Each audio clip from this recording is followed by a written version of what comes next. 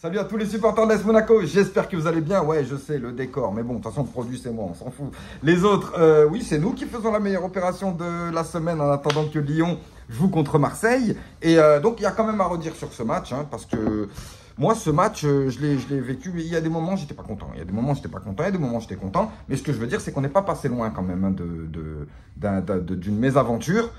Mais bon, on va peut-être pas regarder le verre à moitié vide ou on va plutôt le regarder plein, moins que vide, je sais pas quoi là. Mais l'AS Monaco commence bien son match. Il commence bien son match, on ouvre le score. On ouvre le score rapidement par Jordan Taizé à la 8e minute. Très bien, en plus de ça, il fait partie d'un turnover par rapport au match du FC Barcelone. Et là, après ce but, on s'endort. Ok, alors il y en a qui vont me dire, oui, mais on était en Ligue des Champions devant 26 000 supporters, ça gueulait, ça criait, il y avait des feux d'artifice quand on marquait. Oui, mais c'est la Ligue des Champions, c'est en milieu de semaine. Là, tu es en championnat et en fait, il ne faut pas dormir. Et avec le nombre de matchs qu'on a et le nombre de joueurs qui veulent jouer, logiquement, personne n'est censé dormir. Donc, je n'ai pas compris cet endormissement. Et bien entendu, qu'est-ce qui s'est passé derrière? On se fait égaliser. Donc, à partir de là, on a tous l'impression qu'on retrouve un Monaco qu'on a connu sur certaines années où il fallait toujours qu'on s'en prenne un pour réagir. Donc non, là, je suis content d'ouvrir le score, mais je ne suis pas content de me faire égaliser. En plus de ça, quelques secondes plus tard, heureusement, enfin quelques minutes plus tard, deuxième but des Havrais. Non, c'est un truc de fou. Là, j'étais vraiment pas content.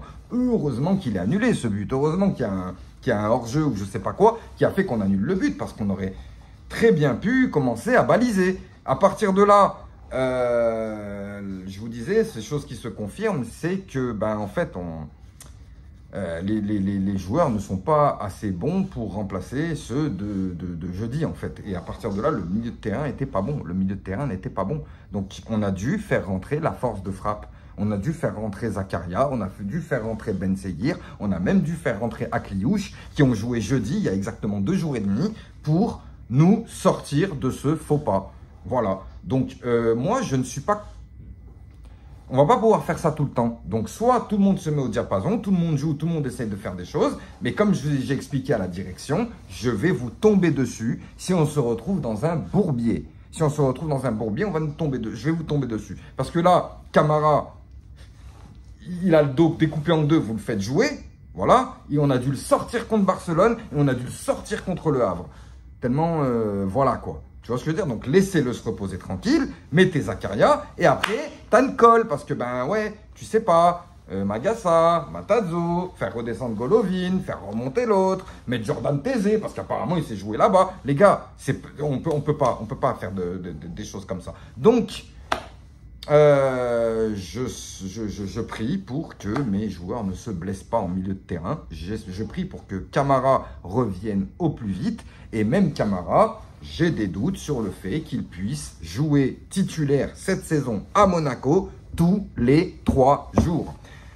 Maintenant, je ne vais pas... Voilà, je suis satisfait de la victoire. On regrimpe au classement. On titille le PSG. Voilà, on fait la meilleure opération. Ce soir, il y a une affiche qu'on va pouvoir regarder sereinement. L'OL, si vous pouvez... ouais, non, mais normal, attends. Non, mais moi, nous, regarde classement. C'est classement. Donc, l'OL, si vous pouvez... voilà, on s'est compris. En tout cas, j'ai la compo.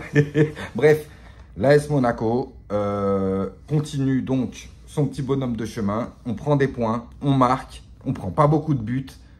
C'est un point à prendre. C'est vraiment sur ça qu'il faut se focaliser. Et en espérant vraiment, je souhaite qu'aucun joueur se blesse et que le turnover soit parfait pour reposer les personnes. Et de toute façon, je compte sur les dirigeants qui s'occupent de ça parfaitement à l'AS Monaco, avec les petits beepers, les machins. Non, on sait à quelle heure ils pètent la nuit. Hein. On sait à quelle heure ils pètent la nuit. Bien sûr, comment ne pas parler de Elias Ben Seguir qui nous marque encore une craquette magnifique. Franchement, merci à toi. C'est toi qui débloque encore la situation.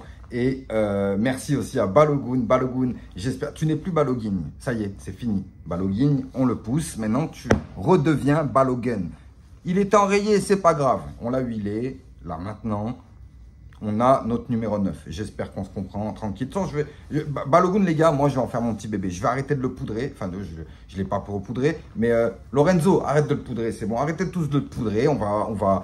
C'est notre numéro 9 pour l'année. On est obligé. Donc, faites en sorte qu'il fasse des choses bien. Et de toute façon, il sera là. Il va devoir jouer. Et de toute façon, il aura sa chance. Merci aux deux attaquants. Inikena aussi, pas mal. Bien, bon, tu n'as pas eu de réussite. Tu n'as pas marqué ton petit but. Mais en tout cas, voilà, je t'ai trouvé sympa. Je t'ai trouvé pas mal. Surtout cette belle image sur le but de Ben Seguir où il y a Akliouche, Inikena et Ben Seguir en train de lever la main. Comme ça, c'est très beau. Ça fait plaisir. C'est la jeunesse dorée. C'est Monaco. C'est ça qu'on aime. C'est ça qui nous anime. Et voilà. En attendant, on va se mettre devant... Lyon-Marseille, là, Monaco, il y a Mikotadze. Et c'est quoi Mikotadze? Mais tu cherches, toi, hein. Franchement, tu cherches, toi, hein. Tu sais que les Lyonnais sont en train de se dire, oui, mais il aurait dû aller à Monaco, tellement t'es pourri. Hein? Parce que là, franchement, ce serait bien que... T'es où, mec? J'espère que tu vas te réveiller ce soir. Fais quelque chose. Au moins, ça nous aiderait, vu que tu nous appartiens quand même un peu, Mikotadze.